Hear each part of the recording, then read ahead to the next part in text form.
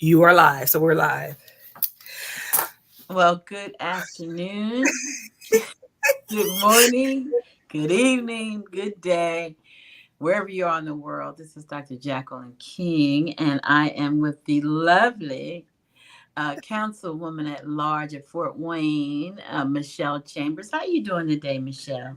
I am doing well, Dr. Jackie. It's so good to see you again. I know. Seems like we always together, but that's a good thing. It is. Uh, It's a beautiful thing. and I'm just so glad that you agreed to come on and talk about your journey and your mom, because the statistics show that 40% of Black women that get breast cancer don't make it.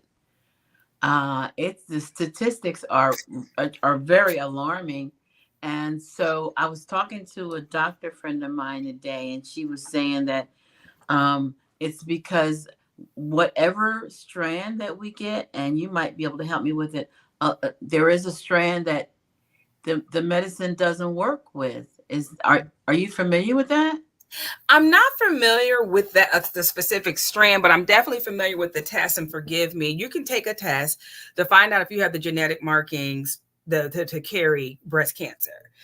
And believe it or not, although my mother is a breast cancer, I like to say winner. My grandmother probably succumbed from what she actually did late in life, breast cancer. She passed from it at the age of 89. And although I have two women in my immediate lineage, I don't have the genetic marking for breast cancer. But I always encourage women that there is a test. Maybe I could Google it before we go offline, that you should be asking your general provider just to test you to see, especially if you have a history of breast cancer in your family. So does that mean just your mother? Could it be a aunt? Maternal. Mm-hmm. Could it be a aunt? Could it be as far back as an aunt or a cousin or anything like that? Well, it's a very good question because, as I just stated, my mother and her mother had breast cancer, but I'm not showing the genetic marker for breast cancer, which So, is very interesting. And the reason why, I mean, I'm probably getting a little ahead of myself in the conversation. The reason why I took the test, because I have very term women who may be viewing, and men as well. As you go through this journey and you begin having your mammograms, your breast can be identified as very dense. So there's a lot of density in my breast, and I've always had. I had my first lump cyst removed in my early 20s before I was 25. wow. So I have really been dealing with, and the reason why I took the test, because if you have the genetic indicator marker that you're prone to have breast cancer, that you can opt to have the breast removed and reconstructed. And there's been several celebrities who have spoken about that they've taken this pathway Mm-hmm. to help to prevent the uh, reoccurrence or cancer coming in your breast. Unfortunately, because I didn't have the genetic marker for it, I wasn't able to get approved to have both of my breasts removed. So my diagnosis came in 2020, and literally every 6 months, because I have a very dense, busy right breast, I'm I'm getting mammograms. Wow. Not, I am, as it stands on this day, I'm cancer free. And because I have very difficult breasts to image, I don't never just get a simple, mammogram where they compress your breast, they take the image. It's always compress the back breast. Oh, something's looking a little strange. Oh, let's go do an ultrasound. Oh, And wow. I've had, since my initial diagnosis in partial mastectomy 3 years ago, I've had 3 biopsies on my right breast. So it is always on the forefront of my mind the last 3 years that I have to get a mammogram. And I am happy for the advancements of technology. And I don't say it loosely about having both of my breasts removed. I know that I'm 56, a little later in life, but it's just a walk that I wish I didn't have to go through every 6 months. And I know that it's not 100% guarantee when you remove the breast, the tissue, and everything that the breast cancer will not reoccur, but there is a 5% chance that it could reoccur. So I just live my life on the edge. I am going through the process right now to try to petition my insurance company because I had a lot of people don't know, they just don't know. I had a really, really, really unexpected infection in my right breast 2 weeks ago. And the doctors were just very surprised because they're like, this is usually some type of infection that a woman that's breastfeeding gets. Oh, wow. So, I had to go through double, triple antibiotics, have some drainage. But again, it is not showing cancer. But I'll go back in 4 weeks for an MRI. So I'm going to try to petition the insurance again just to see if I would be able to get reconstruction surgery, have them removed and then reconstructed. Because right now, if I do it, they consider it cosmetic. So let me just ask about this infection. How did you were you in pain? Yeah, it was crazy. 2 Fridays ago, I was at work. I worked through the day. It was very tender to the touch. And then I felt like I had COVID or the flu. So I walked out of my job to the clinic. They tested me and I told her what was going on with my breast. It was enlarged, it was inflamed, it was hot, it was an infection, it was basically infected. And it began to, women, don't ignore when your body is telling you. I have a tendency to ignore sometimes, and it had been bothering me. It probably started Sunday evening, and by Friday it was debilitating. And so I was off for a whole week because it was just so tender to the touch. But the antibiotics worked. It did work. Took the inflammation out. That's awesome. Yeah. So I want to say hi. Koala's on. Hey, First Lady. First Lady Queen. And Tanya. Yeah, I do too. Everybody, let us know where you're coming in from. I forgot to do the welcome and say, let us know. We just got right into it. How we do, Dr. Jackie. Yes. But part of it is that the women who live in areas where they don't really aren't able to have insurance, or they don't know if they can go to a clinic. They just, it's a lot of it is education, right? It absolutely is. To my good fortune, when I relocated back to Fort Wayne 14 years ago, at that time I didn't have insurance, and I literally have to get a mammogram every year. There's no option. And we'll talk about the 1 year I didn't get a mammogram. But usually in most states, there's some type of funding for the mobile mammograms. That's how I got my mammogram 14 years ago, through the mobile state funding. So there's a little work that has to be done. Sometimes the health clinics can direct women to getting free mammograms. So most states have some offering of mammograms. I happen to sit on the state board for breast cancer survivors. And the little pink, you can get the breast cancer license plate. Well, that funding, it helps to, I was so happy when I learned this, when I'm able to sit on a national board for Indiana breast cancer. They provide scholarships to individuals who are survivors of people who passed away from breast cancer. Oh, wow. And I was just so happy to learn about that initiative, it exists. And it does programming for individuals, providing funding to be able to provide mammograms at no cost for women. So the state of Indiana is very active in trying to provide those preventive services for women. So yeah, it's a great organization, and I'm happy that they provide the opportunity for scholarships for individuals to go to college of those from family members, your parent or someone who passed away from breast cancer. So, we can go to the pharmacy and get all these shots, COVID and stuff. Wouldn't it make sense to go to the pharmacy and say, okay, I need a mammogram, and they direct you somewhere? Well, yeah, that's absolutely correct. That's why we get into that conversation about universal health care. Unfortunately, we as women, most of our services are not free, and they should be free.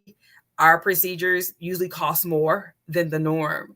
So that's why, when people are against universal health care, universal health care, it's preventive medicine. It really helps people to stay out of the ER. If you have an opportunity to be able to get these preventive measures done annually, why not? Why not? It's preventive. And cancer just runs rampant in the US. So it's very taxing on the medical system in America. Does it have a lot to do with the food that we eat and how we take care of ourselves? Diet, what we take in, the environment. I'm not a scientist, but I've read several studies. Cancer is supposedly cancer lives in all of us. What triggers it? So absolutely, diet matters as a breast cancer winner. Your intake matters, your exercising matters. And most importantly, women have to be familiar with their breasts. You should test your breath every month. You should hold that hand up, put it behind your hand, and do the feel, go around, come back to the other one, go around, go around. If you're a woman that still has a menstruation, you should be testing, feeling your breasts every month, around that time to see if there's any changes, even in menopause. There are boobies. You should be familiar with your boobies, how they feel. I know when I have a new lump, even though I have very lumpy, very dense breasts, I know when there's something new happening that I've been self-examining since my 20s, because my mother got her diagnosis in 1987. Wow. With breast cancer. So I've been very conscious of understanding my breasts and what's abnormal with my breasts. You should really be very conscious of, the color of your areola area. If there's any changes in your nipple area, any dry, crusty, soft to the touch, any leakage, anything like that, you really should have a very intimate relationship with your breasts. So you're very much aware of those changes that could be indicators that you may have breast cancer. And I just had my my mammogram about 2 weeks ago. I get the 3D. What's the difference? Well, 3D is probably it seems like it's more intense and clearer. I heard another young lady, she said she gets the 3D as well. I haven't had the opportunity to have a 3D mammogram, but it's just the advancement in technology. Well, I'm really thankful that you can share with our audience, some of the things to look for. Were you nervous when your mom had it and kind of thinking about it? Was it in your mind that you might get it as well? Well, absolutely. I was very nervous. And I tell the story. It was the 80s. It was 1987. Wow. And women of color at that time were not seen. We were experimented on. I always like to tell the story that my mother was diagnosed with breast cancer along with one of her really, really good girlfriends. They got the diagnosis within the same 30-day period. Wow. My mother's breast cancer, thank goodness, it had not gone through the lymph nodes. So, you have lymph nodes here under your arm. That's your filtering system. And usually if the cancer has gone through your lymph nodes, that means it's been filtered through your body. So I did have a low amount of cancer in my lymph nodes that they took out to test, which led to me having an MRI. But let me go back to my mother's story and her best friend. So my mother has her breast completely removed. Now, my mother's friend had a very aggressive, advanced stage of cancer. Probably so advanced that they probably should not have operated on her. That's just my layman's thought process now that I've been in this world. I remember her having her breast removed and her coming home, and she was just raw. And there was so much cancer in her, it never healed. So she died within 30 days of that surgery and all of that pain. It was just so advanced that, and again, it was the 80s, we had just, really, really have been experimented on. And I always think about her. I'm very sad when I think about her end of life that they cut on her, sent her home, no aftercare, and just sent her home. I came home and took care of my mom. I was in my freshman year of college, and I came home and I stayed with my mom while she was healing and going through that process. But she didn't have that support system. And it Mm-hmm. was just to me, I felt like it was a very cruel death. But I'm happy for the advancements, the awareness now for women and breast cancer, and all the initiatives now to make sure that we're aware of. We know that we are advancing, but there's been inequality for women of color in the healthcare field. So that's why it's very important anytime we're, dealing and having procedures, that you have a representative, a family member there with you when you're going through this process. I think the doctor said the other night, and correct me if I'm wrong, I think she said 1 in 3 women Mhm. would get breast cancer this year. That's a lot. Yeah, we were sitting at a table where three of us had breast cancer. Well, we had, Wow. I won't call the names, but for the women that at the dinner table we shared just last weekend, three of us had breast cancer. Another person had another advanced stage of cancer. We're all winners because we're here and we're still living. But you were sitting amongst several women who were survivors. Wow. I did not know that. Hmm. I didn't know that. Yeah, so it's really important, ladies, to check your breasts, like Michelle says. I was going to call you Dr. Michelle. I'm going to speak that into existence. How about that? How about that? I'll take it. It's coming. It's coming. It is.